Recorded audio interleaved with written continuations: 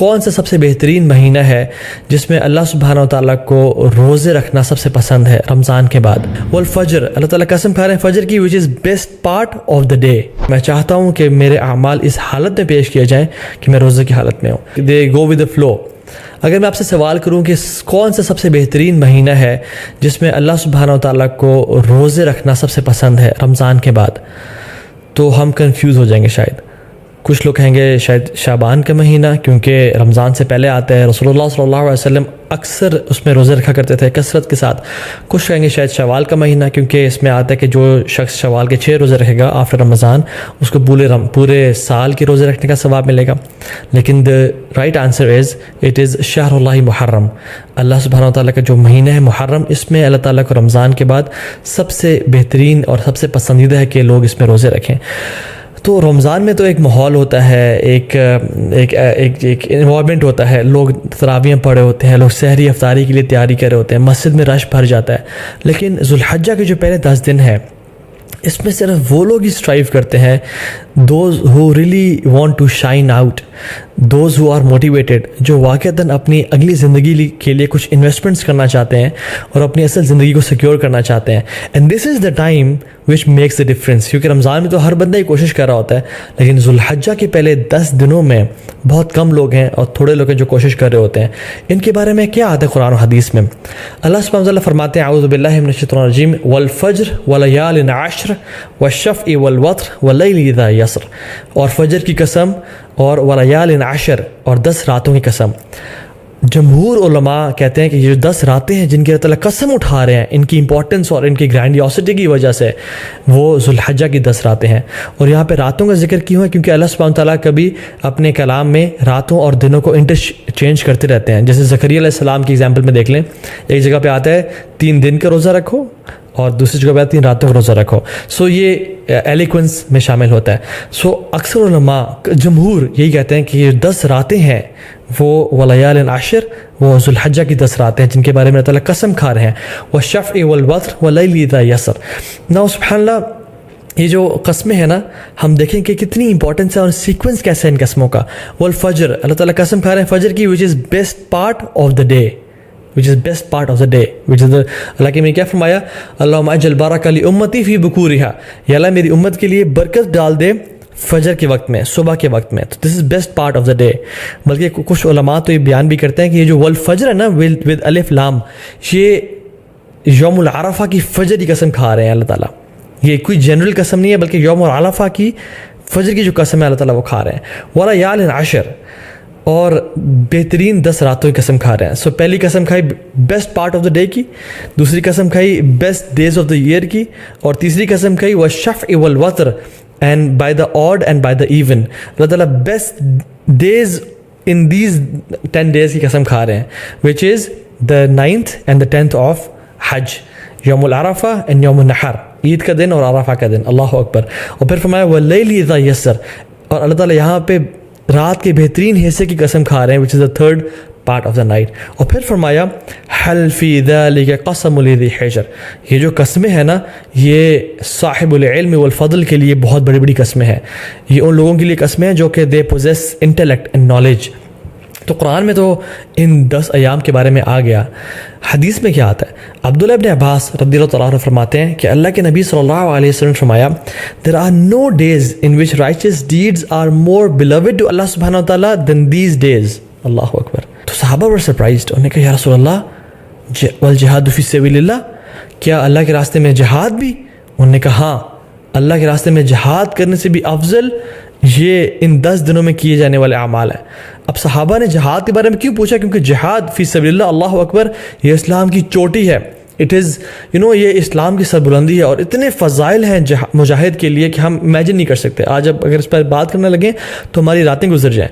لیکن صحابہ اور سرپرائز کہ جہاد سے بھی زیادہ؟ انہوں نے کہا جی جہاد سے بھی زیادہ. لیکن ایک ایکسیپشن دی کہ جو مجاہد، جو شخص جو اسٹرائیو کرنے والا ہے، وہ اپنے مال اور اپنے نفس کے ساتھ جائے اور اپنے تمام مال کو بھی لگا دے اور اپنی جان کو بھی قربان کر دے اور کسی کے ساتھ نہ لوٹے. تو اس سے بہتر کوئی نہیں ہو سکتا. لیکن اس کے بعد جو اللہ تعالیٰ کو بہترین اعمال ہیں، پسند ہیں، وہ کون سے ہیں؟ جو ان 10 دنوں میں کیے جاتے ہیں. عبداللہ بن عباس نے یہ روایت کو نقل کیا. اب ان کا کیا رد عمل تھا, ان کا کیا ایٹیٹیوڈ تھا ان 10 دنوں کے حوالے سے؟ سلف صالحین فرماتے ہیں کہ عبداللہ بن عباس 10 دنوں میں بالکل غائب ہو جایا کرتے تھے. یو کی ناٹ فائنڈ عبداللہ ابن عباس ان اسٹریٹس اینڈ مارکیٹ پلیسز. وہ اپنے آپ کو ڈیڈیکیٹ کر لیتے ٹو صلاح, ذکر, عبادات, تحلیل و تکبیر و تحمید اور تمام نیک اعمال کے لیے. ایک اور حدیث میں آتا ہے, اللہ نے فرمایا کہ there are no days in which righteous deeds are more beloved to Allah subhanahu wa ta'ala than in these 10 days, so recite a great deal of تحلیل و تکبیر و تحمید. تو کثرت کے ساتھ تم ان دنوں میں کیا کرو؟ تحلیل لا الہ الا اللہ پڑھو, و تکبیر اللہ اکبر پڑھو, و تحمید الحمدللہ پڑھو, اینڈ آف کورس سبحان اللہ ایز ویل. تو کثرت کے ساتھ ان کا ذکر کرو. ان دنوں کی امپورٹنس کیوں ہے؟ سم آف دا علماء سے کہ اللہ سبحانہ تعالیٰ نے عرفہ کے دن الیوم اکملت لکم دینکم واتممت علیکم نعمتی ورضیت لکم الاسلام دینا, عرفہ کے دن اسلام کو کمپلیٹ کیا اور مکمل کیا. اور ان 10 دنوں میں اللہ اکبر تمام اسلام کے ارکان اکٹھے ہو جاتے ہیں. التوحید, شہادتین, لا الہ الا اللہ محمد رسول اللہ, جو شخص پڑھنا چاہے پڑھے, اور لبیک اللہم لبیک لبیک لا شریک لک لبیک. انسان اللہ کی توحید کا اقرار کر رہا ہوتا ہے, نمازیں پڑھ رہا ہوتا ہے, حج کر رہا ہوتا ہے. انسان چاہے تو زکوٰۃ دے سکتا ہے ان مہینوں میں اور روزے رکھ سکتا ہے. تو تمام ارکان اسلام ان 10 دنوں میں اکٹھے کر لیے جاتے ہیں. ناؤ فاسٹنگ 2 days, کون سے 2 ایام ہیں جن کا اگر انسان روزہ رکھے تو 3 سال کے گناہ معاف ہو جاتے ہیں. Yes you heard me right, 3 سال کے گناہ معاف ہو سکتے ہیں اگر ہم 2 دن کا روزہ رکھیں. حدیث میں کیا آتا ہے؟ رسول اللہ صلی اللہ علیہ وسلم فرمایا کہ جو شخص عرفہ کے دن کا روزہ رکھتا ہے, اللہ سبحانہ تعالیٰ اس کے پچھلے سال کے اور اگلے آنے والے سال تمام گناہ معاف کر دیتے ہیں. کچھ علماء نے کہا کہ یہ صغیرہ گناہوں کی بات ہو رہی ہے, لیکن سٹل تمام گناہ معاف ہونے کی بات ہو رہی ہے. اور یوم عاشورہ جو کہ محرم میں ہے, 10 محرم, جو شخص یوم عاشورہ کو روزہ رکھتا ہے اللہ تعالیٰ اس کے پچھلے 1 سال کے گناہ معاف کر دیتے ہیں. تو میں آپ کو ایگزامپل دیتا ہوں, اگر ابھی 1441 چل رہا ہے تو جو شخص عرفہ کا روزہ رکھے گا اس کے 1440 کے گناہ اور 1442 کے گناہ معاف ہو جائیں گے. اور جو شخص اب بالکل اگلے مہینے محرم کے مہینے یوم عاشورہ کو روزہ رکھے گا ود 9th ایز ویل, تو اس کے 1441 کے بھی گناہ معاف ہو جائیں گے. تو 1440, 1441 اینڈ 1442 3 سال کے صغیرہ گناہ اللہ تعالیٰ معاف کر دیتے ہیں. And how amazing is that. اللہ تعالیٰ بہانے دے رہے ہیں ہم لوگوں کو اپنے گناہ معاف کروانے کے لیے, لیکن ہم میں سے ہے کوئی جو آگے بڑھ کے ان اپرچونیٹیز کو گراب کر لے اور اپنے رب کو واقعی میں راضی کر لے. حنیدہ بن خالد اپنی وائف سے فرماتے ہیں, اور ان کی وائف نے ام المومنین سے یہ روایت کی کہ اللہ کے نبی صلی اللہ علیہ وسلم صرف عرفہ کے دن کا روزہ نہیں رکھتے تھے بلکہ تمام 9 دنوں کا روزہ رکھا کرتے تھے. اور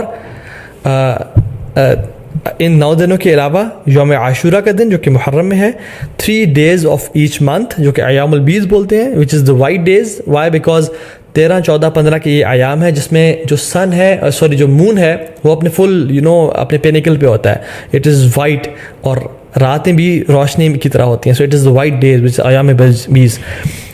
ان کے روزہ رکھا کرتے تھے, اور منڈیز اور تھرسڈے کے روزہ رکھا کرتے تھے. سو آئی ریپیٹ, اللہ کے نبی صلی اللہ علیہ وسلم first 9 days of ذو الحجہ, عاشورہ, and the 3 days of each month which is ایام بیض, 13th, 14th, 15th of every month, اور منڈیز اور تھرسڈیز کا روزہ رکھا کرتے ہیں. کیونکہ اللہ کے نبی صلی اللہ علیہ وسلم نے فرمایا کہ منڈیز کو اور تھرسڈیز کو اعمال اللہ تعالیٰ کے پاس کے سامنے پیش کیے جاتے ہیں. تو میں چاہتا ہوں کہ میرے اعمال اس حالت میں پیش کیے جائیں کہ میں روزے کی حالت میں ہوں. اور پھر ایک اور بات پہ آتا ہے کہ منڈے کو رسول اللہ صلی اللہ علیہ وسلم کی ولادت ہوئی تھی, پیدائش ہوئی تھی, تو وہ اس خوشی میں بھی روزہ رکھتے تھے. ہمارا جو عید کا تعلق ہے وہ اللہ کے سامنے عبادات سے ہے, اللہ تعالیٰ کے سامنے سبمیشن سے ہے, کہ جب ہم عبادات کرتے ہیں ایز اے رزلٹ اللہ سبحانہ و تعالیٰ ہمیں عید کے دن ہمیں گفٹ کرتے ہیں. تو عید کی جو اصل ایسنس ہے نا وہ یہ ہے کہ اللہ تعالیٰ کو راضی کیا جائے اور اللہ تعالیٰ کے سامنے سر جھکایا جائے, اور اپنی اصل زندگی کا جو پرپز ہے, وَمَا خَلَقْتُ الْجِنَّ وَالْإِنسَ إِلَّا لِيَعْبُدُونَ, ہم نے انسانوں اور جنات کو اپنی عبادت کے لیے پیدا کیا. تو جب انسان اپنا پرپز آف لائف فلفل کر رہا ہوتا ہے تب اسی انسان کے لیے اصل میں عید کا دن ہے. ابن رجب الحمدللہ رحمہ اللہ فرماتے ہیں کہ عید اس کے لیے نہیں ہے جو نئے کپڑے پہن لے, اور خوشبو لگا لے. عید اس کے لیے ہے جو اپنی اطاعت میں آگے بڑھ جائے. عید اس کے لیے نہیں ہے جو کہ بڑے لیوش مینز آف ٹرانسپورٹ لے لے یا اپنا گھر بنا لے.